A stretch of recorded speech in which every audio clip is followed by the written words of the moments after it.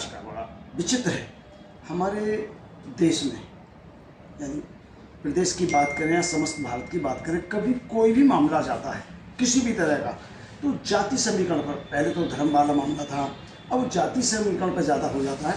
और मैं अब लोग ये कहेंगे कि अलग सिस्टम, मैं भी इस चीज़ को पिछले कई सालों से देख रहा हूँ कि कोई भी मामला होता है वो जाति समीकरण पर हो जाता है, जबकि हम लोग उसमें, मैं भी शामिल हो रहा हूँ, हम लोग उस चीज़ की गहराई पर नहीं जाते कि हम जाति समीकरण की बातें करते हैं और धीरे धीरे हम आपस में कितने बढ़ते चले जा रहे हैं। तो इस विषय में आप क्या कहना चाहते हैं?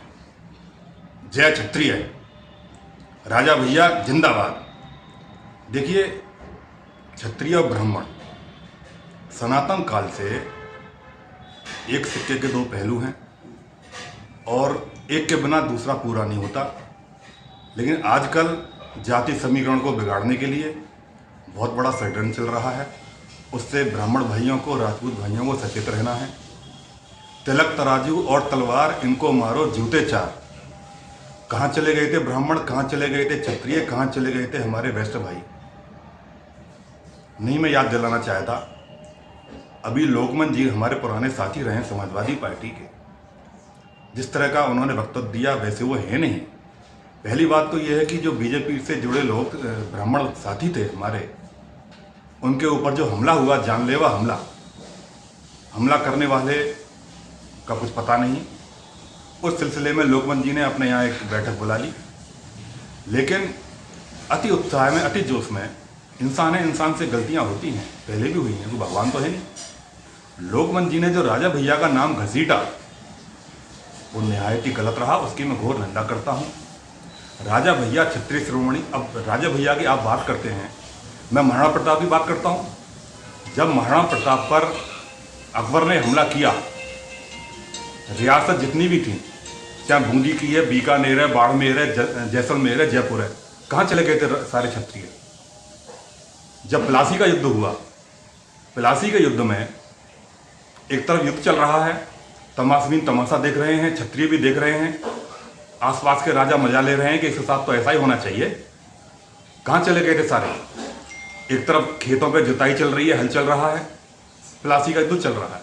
तो इतना जो ये रहे हैं, जितना हिंदुस्तान टुकड़े टुकड़े करके जो गुलाम बना, 500 से ऊपर रियासतें थी, एक एक करके छोटे छोटे झुंड में हमलावरों का गैंग आता गया और लुटेरों का गैंग हमको लूटता गया, तो हम संगठित नहीं रहे।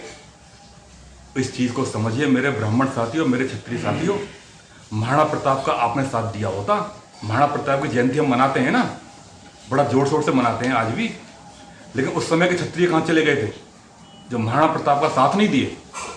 महाराणा प्रताप ने अरावली के पर्वतों में होते रहते हुए भी, घास की रोटियां खाते हुए भी, नाक में नकेल डाल दी थी अकबर के। अकबर महान कभी नहीं रहा, महाराणा प्रताप सदैव महान रहे, सदैव अपराजित रहे, कभी वो हारे नहीं। अगर राजपूत भाई हमारे साथ देते तो ये हाल नहीं होता। तो ये तो इतिहास है कि किसी राजा ने दूसरे राजा का साथ नहीं दिया। लेकिन राजा भैया का नाम इस तरीके से घसीटना निंदनीय है, और अति उत्साह में, जोश में गलत वक्त तो जो दे दिया, उसकी माफ़ी भी उन्होंने मांग ली, क्षमा भी उन्होंने मांग ली। तो आगे चुनाव भी आ रहा है, तो मैं यही कहना चाहूँगा, देखिए, जो चक्रवर्ती सम्राट रहा है, श्री राम या श्री कृष्ण क्यों ना रहे हों, भगवान भी क्यों ना हो, ब्राह्मण सामने से आता हुआ दिख गया तो क्षत्रिय ने सिंहासन छोड़ दिया। ब्राह्मण सदैव पूजनीय रहे, रेस्पेक्टेड रहे, आदरणीय रहे, और ब्राह्मण ने ही, एक चाणक्य ने, ब्राह्मण ने चंद्रगुप्त एक चरवाहे को चक्रवर्ती सम्राट बना दिया। तो हम एक दूसरे के पूरक हैं, मजबूत स्तंभ हैं। इस राजनीति को समझिए, आपस में मत झगड़िए, इसमें ईगो एटीट्यूड वाली बात को निकाल दीजिए, और आगे से ऐसे वक्तव्य, चाहे राजपूत हों, चाहे क्षत्रिय हों या ब्राह्मण, ऐसी चीज़ें ना करें। सब समान हैं, सब भाई हैं। लेकिन राजा भैया जैसी शख्सियत को घसीटना बहुत गलत है। राजा भैया ही था, राजा भैया ने बहन जी का कुछ बिगाड़ा थोड़ी था भाई। मुलायम सिंह जी की सरकार बनवाई थी, 25 विधायक लेके उन्होंने, कल्याण सिंह हो, राजनाथ सिंह हो, मुलायम सिंह हो, अखिलेश जी हो, सबकी सरकार उन्होंने बनवाई। वो ऐसी शख्सियत है, और वो तो ऐसी छोटी चीज़ों का जवाब भी नहीं देना चाहते। जवाब देने का मतलब है कि उस वक्तव्य को महत्वपूर्ण मानना, उस करैक्टर को महत्वपूर्ण कर देना। तो मेरे साथियों, इस राजनीति को समझिए। 2024 का चुनाव आ रहा है, आपस में मत झगड़िए और ऐसे अनर्गल प्रताप मत करिए। तिलक तराजू और तलवार, इनको मारो जूते चार, सबको श्याम श्याम सुन गया था। हम त्रिकुट हैं, क्षत्रिय वैश्य ब्राह्मण किसी ने कुछ नहीं बोला था, सब शांत रहे थे। और उसी बहुजन समाज पार्टी का क्या रूप है आज, कहाँ चली गई है? वही उत्तर प्रदेश में हमारी पार्टी जनसत्ता दल लोकतांत्रिक बहुजन समाज पार्टी से ऊपर की पार्टी है। एमएलए में भी, एमएलसी में भी कुछ बोलने की जरूरत नहीं है, ऊपर का थूका मुंह पे गिरता है, ये दिख रहा है।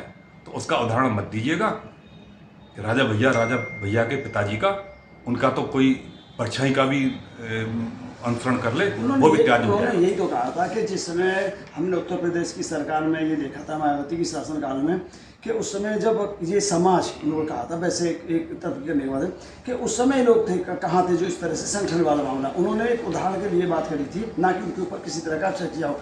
और अब तो पिछले कुछ समय से ये आ रहा है, कुछ ही दिनों से, कि कहीं भी कोई भी बात को किसी को कह देता, जैसे हम लोग वैसे गाँव में बैठते थे, बातचीतें करते थे, तो उनको इतना नहीं लेते, लेकिन अब उसका तुरंत ही राजनीतिकरण की तरफ ले जाते हैं।